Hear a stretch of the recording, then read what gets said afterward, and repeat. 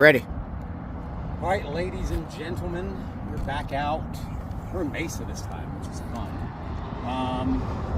I think we're going with roof rings. What do you think? Yes. Let's get this done. New Jordans now, ones instead of fours. Everybody, before we start this, I want to show you something. This is my friend slash roofing partner, Mr. Clarence Harris. How's everybody doing today? I'm going to make him talk on video. He's so scared. It's crazy. Okay, so to the point. Like normal, I'm out here at a fine customer's house. What's the last name? Arsenega. Wonderful gentleman. He's running around here somewhere. So this is actually a storm claim. This is another September storm. That September storm, man, it killed us down here. But as you can see, there's marks on this roof. There's some up here. This is made by the insurance adjuster. Now these new ones are made by me. Today is the 11th of June of 26. He's got a claim on this that says that they want us to repair it. We like working for insurance companies. So we're gonna be the ones to do it. His claim number is 030B0S104. You guys know I like writing it down. This is the shingle that we're gonna address. So this right here is where it starts. As you can see the lines there. And then this is an Owens Corning brownstone. We have it right here. As you can see, the colors look different because this is a shingle that's been up here for a bit. We have lined it in a way that, as you can see, it does line up as far as the length.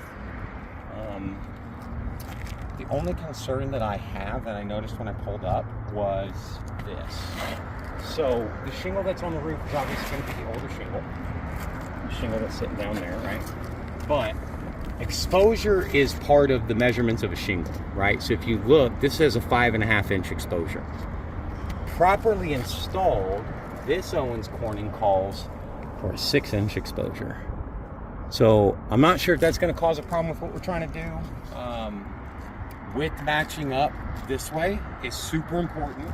These older shingles with their newer counterparts, that's usually a problem, but here it doesn't seem to be. So as normal, we're going to put on gloves because it's hot. I don't like fiberglass hands. You've never had or enjoyed that.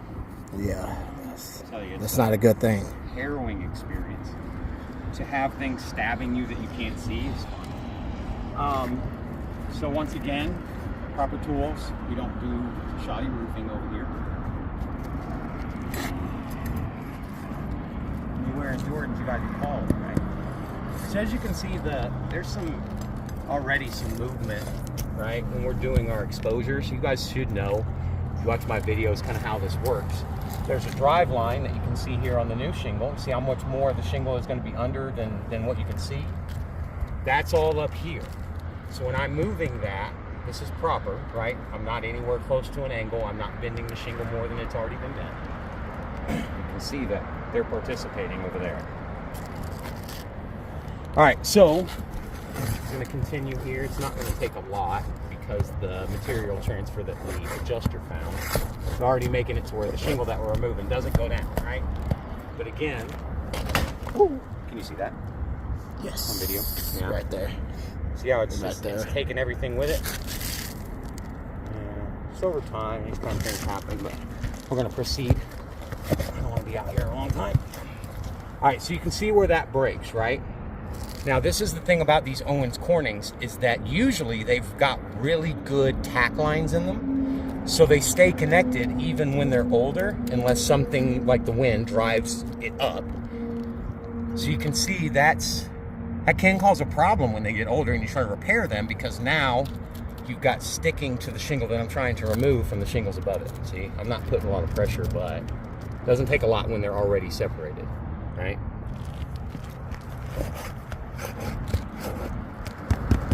So I believe I have all the fasteners removed from the central drive line of the actual shingle we're removing, but as we all know, shingles are connected, so you have to remove connection from the shingle above it, right? And I do that insurance company says I should. Moving through the shingle without causing any kind of separation. But again, separation is already being caused, right? So there's going to be material transfer on these shingles. These ones are not going to go back down. I can use outside tar, but we don't like to do that because then you have issues with ripping shingles, right? When one side is more reinforced than the other because of what you've done or something extra you've added, if this gets caught and this stays down, that can happen. This was all marked by an insurance adjuster and called wind damage. So it's pretty brutal what the wind out here can do when it gets to going. All right, since we have a cameraman, we don't have to cut for ourselves no more. We can keep going. Yes, sir. All right, so that's all done. That's all removed. Now, as you can see, the shingle right next to it, sticking to this shingle, sticking to this shingle. All right, we are not doing the roof any favors at the moment. Making us hang in the butt. Okay, so let's see now. Like butter. Just like butter. Okay, so There we go. let's see if our shingles are matching up. Look at that. Okay, so Owens Corning at least kept their recipe the same, which I like. Very similar-esque, right? But here's the issue that I have. Is that me or you? That's me. Come on over. Let's take a look at what we have left. So, you look under there, right? Here's the do not remove, right? Underneath the shingle in here. So if you look, there's already pulled through fasteners, right? And then, I haven't even tried to install yet, so I haven't even driven anything. But we've already got creasing and issues with these shingles above that were not marked for wind damage. This one here was, not this one, right? So, I'm going to get all the stuff arranged to put the new shingle in now that we know that they do line up as far as measurement. So we're going to cut that here, and when we come back, we're going to have all that ready, and we're going to put the shingle in. All right, so we got this in place. Got my gloves, got my stuff, right? We're going to try to see if we can't repair this. I'm seeing an issue, but let's see if I'm making something out of nothing here. I think I still have all of these fasteners because the shingles didn't take off.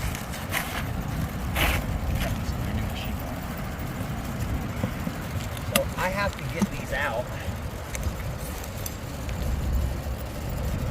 Can you see what I'm doing? Yeah. Okay, cool. Because the fasteners pulled through those old shingles. As you can see, I'm gonna get, don't touch that, don't touch that. Oh, good. Hot. So as you can see, there's still shingle left on that. Yeah. I'm a good roofer. I brought my own nails, so I'm not gonna use these old nails, but that's a problem. See how there's still tar and sticky stuff in the shingle? Sticky stuff still on So it. come here. Yeah. Actually, you can show it. Okay. See? Yep.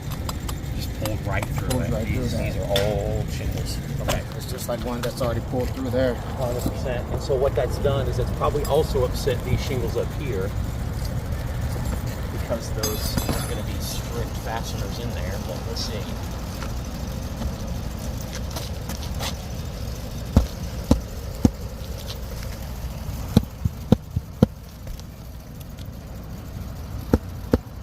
Tiny adjustments. That's actually why these are built that way. You can hammer at the side of them too.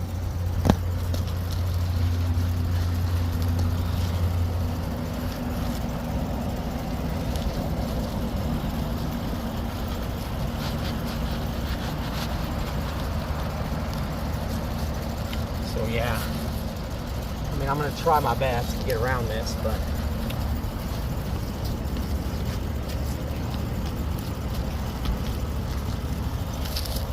go ahead and take a good look at that exposure line. Now, I'm not BSing with it, and I know that they lined up on the floor, but I'm to that exposure line, as you can see, right? Mm-hmm. And it's, yeah. Oh, yeah. So, okay. But we're going to continue. I don't care. We're going to continue. So, it's funny. It's so funny that we don't teach this stuff anymore. But so, every time any of this has something on it, something different, there's always a purpose, right? So, when it comes to these breaker bars, I know there's one insurance company that doesn't kind of like them, but everybody else does, and State Farm is one of those because they understand there's a way to use them. When you're doing a roof repair, either you have this or the roof snake, which we've shown in other videos, right? The green Right. one. These slots aren't just there for nothing, right? That looks like the end of a hammer, a normal hammer, because it's removing and replacing nails in a tight area. So let me show you what I'm talking about. When you do this correctly, right, you can take this nail, you can seat it in there, okay? So what that does is that gives you a way to get angle on the shingle itself. Now, it's not this. Oh, it's because there's a nail there. Oh, it did. Okay. So that helps. So come back around. Now, so that helps. So there was a nail that's still in there that's still giving problems, but I'm not here to do that. Now I'm exposure lined, right? You can't even see the exposure on this side. So go to that side, and you can still see there's a difference. Yes. Now, I know that looks minimal, but here's the issue with that. When it comes to water intrusion, or any kind of other intrusion that these are designed to keep out, they're designed to line up exactly. So if there's any issues or any dealings with that, that can introduce moisture and things like that. It doesn't have to be rain, right? We have humidity, not much, but we do have it. And this area did have a hailstorm not too long ago. A couple of them actually, funny enough. So back to the repair itself. So when you're drive lining something like this, you can actually take this, right? Put it underneath, right? So this isn't going to be as efficient as maybe the other one would be. I did it upside down. So then you can place that on top of that. Slide that in. And you can start that nail, right? Oh, I did it upside down, sorry. So, when you seed in the middle. When you remove from the top. I think I said that wrong before, and I apologize, but that's what I meant. So that's the nail seeder right Gotcha. there. That's Gotcha, why in the it's middle. in there. Okay. Believe that's what it does. If anybody wants to tell me I'm wrong, well, it's fine. Probably am, but when you're an old redneck, sometimes there's things that they tell you that you just kind of go with, right? So you can see that. Right? Breaker bar work, or the roof snake works better, but the breaker bar can be used, right? So you see that. There you go. It evens it up. Well, and that's the problem. So that white chalk line is meant to be at the very bottom of those shingles. I know on this side I've got it tucked a little bit higher. I'm going to bring it back down a little bit. Okay. But that is the line. Now that I've got the drive line in, I've got everything seated, it's sitting I on see it. the line. There's a difference in Yeah, there is a difference in that. Right. But we still have the rest of the